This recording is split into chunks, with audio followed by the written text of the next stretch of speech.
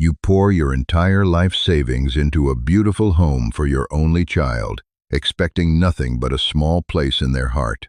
Instead, my son handed me a legal lease, demanding $2,000 a month to sleep in the very house I owned. So, I served him foreclosure papers. For 35 years, I woke up at 4:30 inches the morning, strapped on my steel-toed boots, and drove my battered truck to whichever construction site had my company's name on the permits. I built a good life for my family, with calloused hands and a stubborn refusal to quit. My wife, Mary, and I had only one child, our son, Tyler.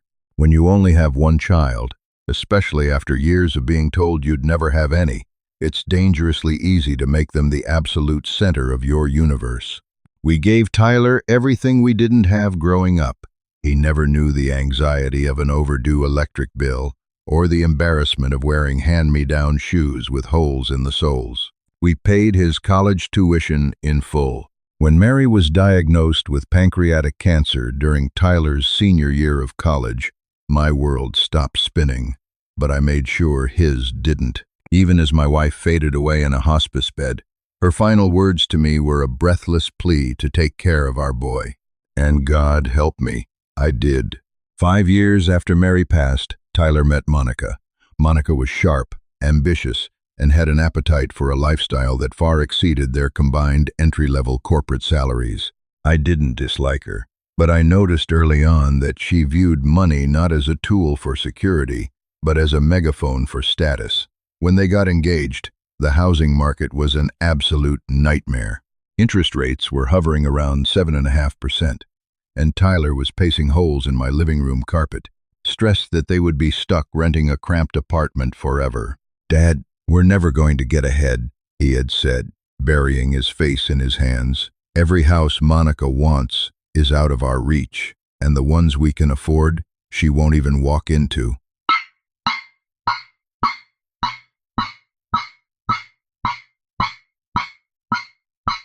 My heart broke for him.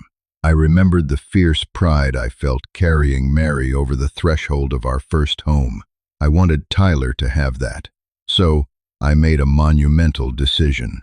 I sold the large 4-bedroom family home where Tyler grew up, the home filled with every memory of Mary I had left, and downsized to a modest 2-bedroom condo across town.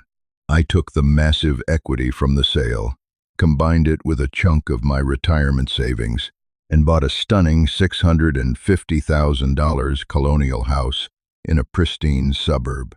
I bought it outright in cash. No banks, no skyrocketing interest rates, end quote, end quote. I handed Tyler and Monica the keys on their wedding day. The tears in my son's eyes and the tight hug he gave me made every sacrifice feel entirely worth it. But I wasn't born yesterday, and 35 years in business taught me to protect my assets. I didn't just give them the deed. I acted as the bank. We drew up a formal, legally binding promissory note and a deed of trust. The house was in their name, but I held the mortgage. I charged them 0 interest and set their monthly payment at a ridiculously low $1,200 a month, less than half of what rent would cost for a 1-bedroom apartment in our city, let alone a 4-bedroom colonial with a wraparound porch.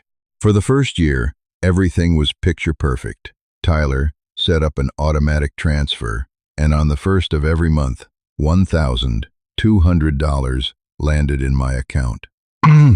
I barely touched it. I was secretly putting it into a high-yield savings account, planning to gift it all back to them when they had their first child. Then, the second year hit. The payments started coming in late. Then, they became partial payments. By month 14, the transfers stopped altogether. When I gently asked Tyler about it over a Sunday football game, he looked away, uncomfortable. "Things are just really tight right now, Dad. Monica needed a new car, her lease was up, and she needs a safe SUV for when we start a family. Plus, we had that trip to Cabo we'd already committed to. We'll get caught up next month, promise." Because I am a father, and because I still heard Mary's dying words echoing in my head, I let it slide. "Just focus on getting your footing," I told him. 1 month of grace turned into 6. 6 months turned into a year and a half. For 18 months, Tyler and Monica lived completely rent-free and mortgage-free in a $650,000 home. I never sent a late notice. I never threatened them. I absorbed the financial hit, living frugally in my little condo, assuming my son appreciated the massive buffer I was providing him. I was a fool, a generous, naive, grieving fool. The turning point arrived in early October, carried in on a wave of disaster. A main pipe in the unit above my condo burst in the middle of the night. By the time the water was shut off, my ceiling had collapsed, my furniture was ruined, and the drywall was soaked through. Within a week, the insurance adjusters found toxic black mold thriving behind the walls, likely from a slow leak that predated the catastrophic burst. The verdict was grim. My condo was uninhabitable. It was going to take at least 3 to 4 months to rip out the damage, remediate the mold, and rebuild the interior. The insurance company offered to put me up in an extended stay hotel, but the idea of spending the holidays in a sterile, soulless room with a hot plate depressed me beyond words. Naturally, I thought of my son. The house I bought them had 3 empty guest bedrooms. They used one as an office and one as a Peloton room, leaving a perfectly good, fully furnished bedroom completely empty. I called Tyler, expecting an immediate and warm invitation. "Hey, Ty, look, the condo is a disaster zone," I explained, trying to keep my voice light. "They need me out for about 3 months. I was hoping I could crash in your spare room until the drywall is back up. I'll buy the groceries, cook dinners, whatever you guys need." There was a long, excruciating pause on the other end of the line, the kind of silence that makes the hairs on your arms stand up. "Oh, wow, Dad, that's terrible about the condo," Tyler stammered. "Let me talk to Monica. We'll have you over for dinner tomorrow night to discuss it." Discuss it. The phrase rubbed me the wrong way, but I brushed it off. Monica liked her privacy. Maybe they just needed to set some ground rules about me knocking before entering rooms or keeping the kitchen tidy. I could respect that. The next evening, I drove to their house, the house I bought. I parked behind Monica's brand new $70,000 luxury SUV. I walked up the custom paver driveway I had helped Tyler seal last summer. I knocked on the door, holding a nice bottle of wine as a peace offering. Tyler opened the door. He couldn't meet my eyes. Monica stood behind him, arms crossed, wearing an expression I could only describe as rehearsed, corporate neutrality. We sat down at the dining room table. No food was out. There were no plates.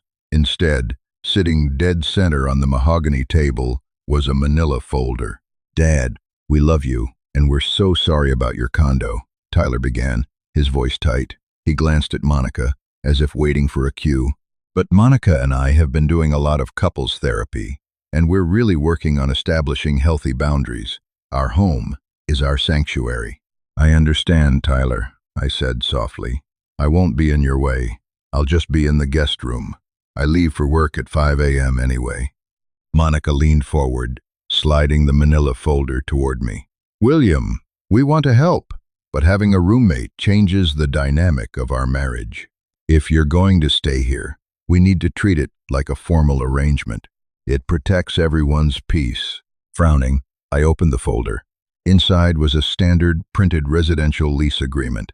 I scanned the first page, my brain struggling to process the text. Tenant, William, last name. Landlords, Tyler and Monica, last name. Term, month to month, month to month, to month, to month, to month, to month, to month. And then my eyes landed on the bolded number under rent amount, $2,000 per month, payable on the 1st. I stared at the paper for what felt like an eternity. The silence in the room was deafening. I felt a hot, prickling sensation wash over my neck and face. $2,000? I whispered, looking up. You want to charge me $2,000 a month to sleep in the spare room of the house I bought you?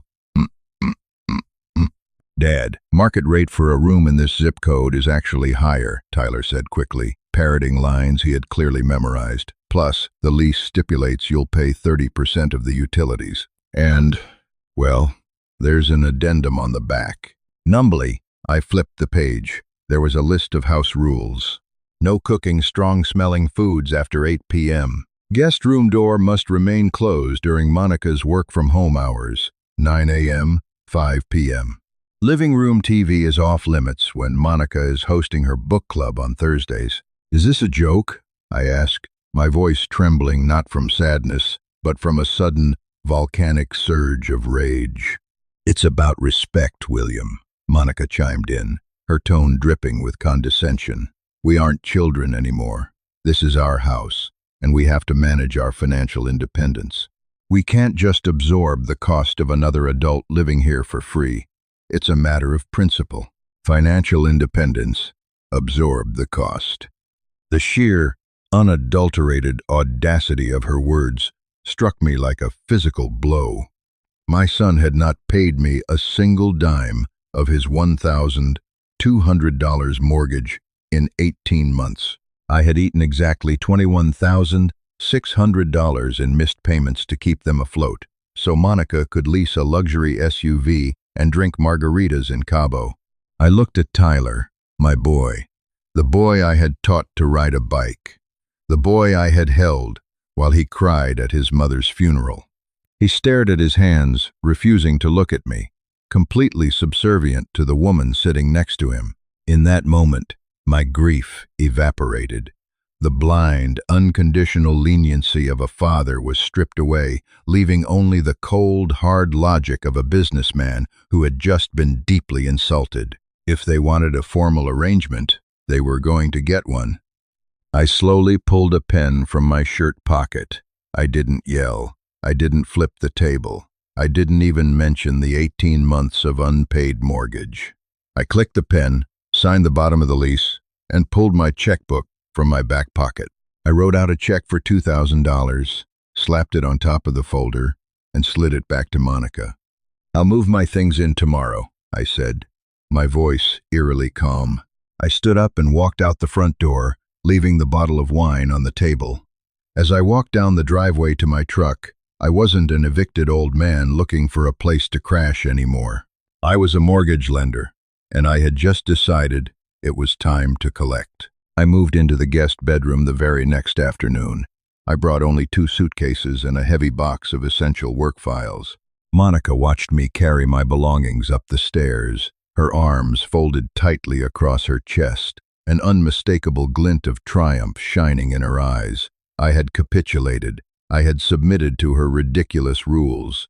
In her mind, she had successfully dominated her father-in-law, proving once and for all that she was the absolute master of this domain.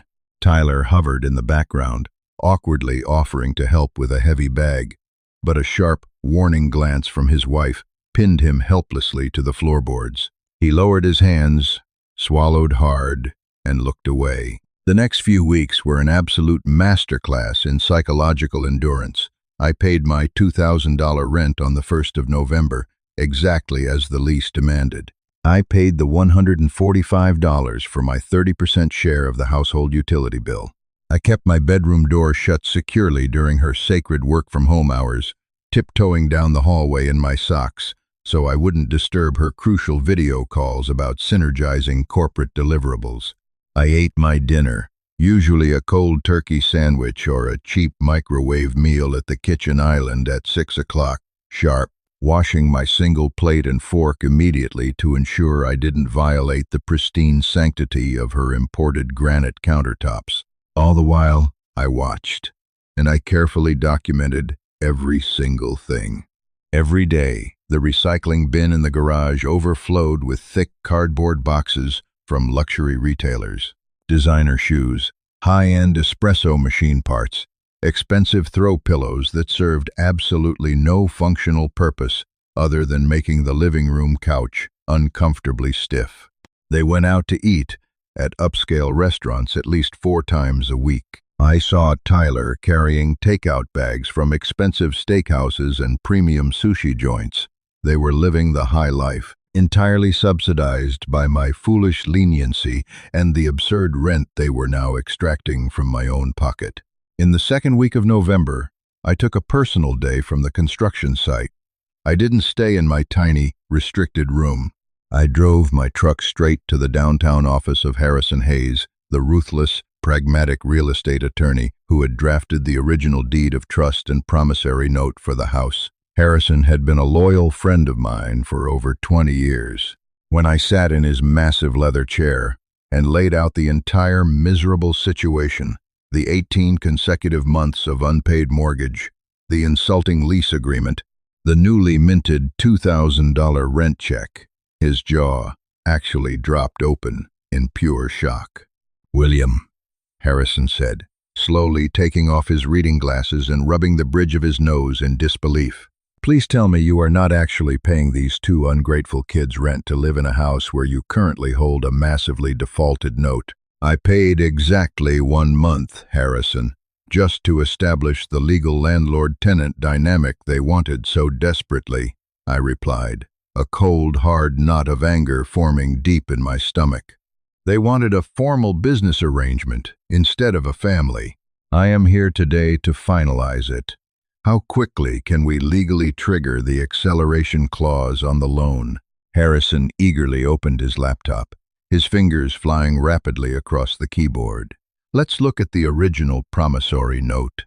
You generously gave them a zero-interest mortgage, but as your lawyer, I made absolutely sure you included standard commercial default language. They are 18 full months in arrears. That is a massive, unforgivable breach of contract. We don't just have solid grounds for a standard foreclosure. We have grounds for a rapid, non-judicial foreclosure, depending entirely on how aggressive you truly want to be right now. I can draft the official notice of default this afternoon. It legally demands the entire outstanding balance of the loan immediately due to their ongoing failure to maintain the required monthly payments. And if they inevitably cannot produce the $500,000 they currently owe me, I asked quietly, then we file the notice of sale and you legally take the house back, Harrison stated flatly, looking me dead in the eye. They forfeit all their imaginary equity. They forfeit the property entirely. They legally become mere trespassers on your land. Do it, I said without a single second of hesitation or regret. Draft it today, but do not mail it to them. I will deliver the paperwork myself, by hand. I spent the next 10 days moving through their bustling house like a silent ghost. I watched Tyler laugh loudly at the television. I watched Monica sip her expensive imported wine.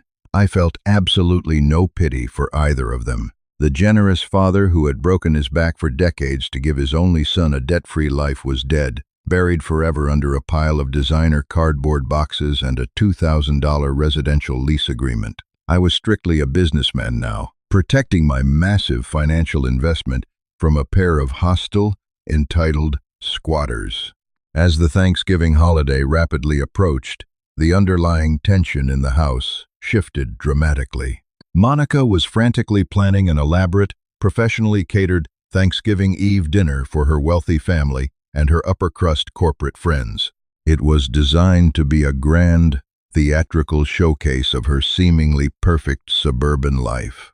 The house was professionally deep-cleaned by a hired crew. Extravagant, towering floral centerpieces arrived by delivery vans. 2 days before the massive event, Tyler knocked softly on my closed bedroom door. He stepped inside nervously, looking everywhere but at my face. "Hey, Dad, so, about Wednesday night," he began hesitantly, scratching the back of his neck in a nervous tic. "Monica's parents are driving up, and a bunch of her senior partners from the law firm are coming over. It's going to be a pretty formal, highly stressful thing. Monica strongly thinks it might be best if if you maybe made yourself scarce for the evening. We just don't want you to feel uncomfortable, and it's going to be really crowded downstairs." I looked intently at my son. He wasn't asking me to leave, so I wouldn't be uncomfortable. He was cowardly asking me to hide away in the shadows so Monica wouldn't have to awkwardly explain to her elite friends why her father-in-law was currently renting a tiny room in their basement, like a broke college student. I was a distinct embarrassment to their carefully curated, fake aesthetic. "Of course, Tyler," I said casually, offering him a tight, entirely emotionless smile. "I wouldn't dream of ruining Monica's big, important night. I'll stay completely out of your way." He breathed a massive, highly visible sigh of relief. "Thanks, Dad. You're the absolute best. Really, I appreciate it." He quickly walked out, shutting the bedroom door firmly behind him. I slowly walked over to my leather briefcase, popped the brass latches open, and pulled out the thick manila envelope Harrison had securely couriered over that very morning. The notice of default. The formal acceleration demand. The official foreclosure initiation paperwork. I ran my thumb, slowly, over the crisp edge of the heavy paper. I wasn't going to make myself scarce. I was going to be the surprise guest of honor. Wednesday evening arrived with a chaotic flurry of activity. The custom driveway was packed tightly with luxury sedans and imported sports cars. The low, sophisticated hum of classical string music drifted elegantly up the stairs, mingling with the sharp clinking of expensive crystal wine glasses and the booming, boisterous laughs of Monica's wealthy father, Robert. He possessed all the natural charm of a wet sandpaper sponge. From my dark room, I could clearly hear Monica proudly holding court downstairs, loudly bragging to her guests about the recent, expensive renovations they had proudly done to their beautiful home. She conveniently omitted the vital fact that I had personally paid for all the raw materials. I waited patiently until 8:30. I wanted them fully settled in.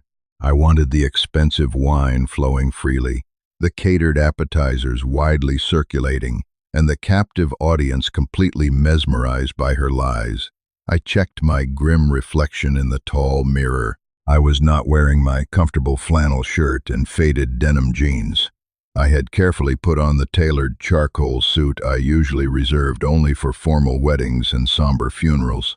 Tonight, it felt strangely appropriate for both occasions. I grabbed the heavy manila envelope, smoothed my silk tie, and boldly opened my bedroom door. As I slowly descended the grand oak staircase, the lively chatter in the massive foyer began to die down rapidly. People turned their heads to look at the older man in the dark suit, suddenly interrupting their exclusive, private gathering. I spotted Tyler first. He was standing nervously near the roaring fireplace, holding a glass of expensive scotch. When he finally saw me walking down, the color completely drained from his face in an instant. He looked exactly like a man who had just swallowed a heavy stone. Monica was standing right in the center of the large living room, gesturing animatedly with a delicate glass of champagne, completely surrounded by 3 senior corporate colleagues. She stopped mid-sentence when she finally noticed the awkward silence spreading through the room. She turned around, her sharp eyes locking onto me instantly, and her perfectly manicured, welcoming expression violently twisted into a dark mask of pure, unfiltered fury. She marched aggressively toward me, her designer heels clicking loudly and angrily against the polished hardwood floors. She stopped just a few feet away, dropping her voice to a furious, highly venomous whisper meant only for me.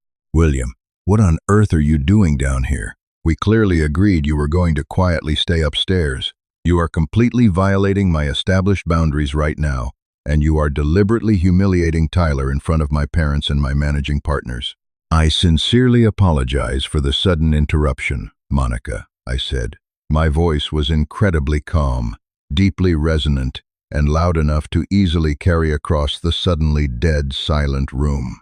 I was not whispering at all. But since I am currently a legally paying tenant in this house, and I dutifully remit $2,000 a month for the grand privilege of residing here, I felt entirely entitled to use the stairs. A collective, highly audible gasp rippled rapidly through the crowded room. Robert, Monica's father, frowned deeply and stepped forward aggressively. A paying tenant? Monica, what on earth is he talking about? I thought you explicitly said he was just staying here for a few quick days while his condo was being painted. Tyler quickly stepped up, pure panic radiating from his trembling body in massive waves. Dad, please, just stop. Let us go in the kitchen right now. Let us talk about this privately. We do not need to go into the kitchen, Tyler, I said firmly, holding my ground like a stone wall. I looked slowly around the large room, deliberately making direct eye contact with the wealthy lawyers and executives who were happily sipping my son's expensive liquor. Monica wanted a formal, strict arrangement. She made it very clear that we are not family, we are merely business partners. She casually handed me a legal lease, demanding $2,000 a month just to live in the spare bedroom. So, I am simply conducting my business. You are completely insane, Monica hissed, her face flushing a blotchy, ugly red color. She turned quickly to her guests, frantically pasting on a desperate smile. I am so incredibly sorry, everyone. My dear father-in-law has been under a lot of extreme stress lately, and his memory is sadly slipping. He is very confused. I am perfectly lucid, Monica, I replied effortlessly, shutting down her lie. In fact, my memory is razor sharp right now. For instance, I clearly remember the 18th of May, exactly 2 years ago, when I happily handed you and Tyler the keys to this $650,000 house, the very house I bought entirely in cash. Loud, shocked whispers erupted violently among the well-dressed guests. Robert's jaw tightened menacingly. Tyler, is this actually true? You explicitly told me you guys proudly bought this place yourselves with a traditional 30-year mortgage. Tyler looked desperately down at his expensive shoes, entirely mute. He was visibly shrinking, collapsing inward under the crushing, unbearable weight of his own fabricated, pathetic life. They did not use a traditional bank, Robert, I said loudly, turning directly to her angry father. I am the bank. I personally hold the promissory note. I generously gave them a zero-interest mortgage with a tiny token payment of $1,200 a month, a simple payment they have completely failed to make for the last 18 consecutive months. The heavy silence in the large room was absolute. It was thick, oppressive, and totally suffocating. Monica stared blankly at me, her eyes wide with a sudden, dawning terror. You see, I continued calmly, projecting my voice clearly, when owners miss payments, banks foreclose. This is your 30-day legal notice to pack your bags and leave forever. Thank you so much for reading this incredible story about boundaries, respect, and standing your ground. If you found this father's ultimate revenge as satisfying as I did, please smash that like button, share this video with anyone who loves a brilliant plot twist, and make sure to subscribe to the channel for more unbelievable real-life drama. Drop a comment below. Would you have evicted your own son or handled it differently? See you in the next one.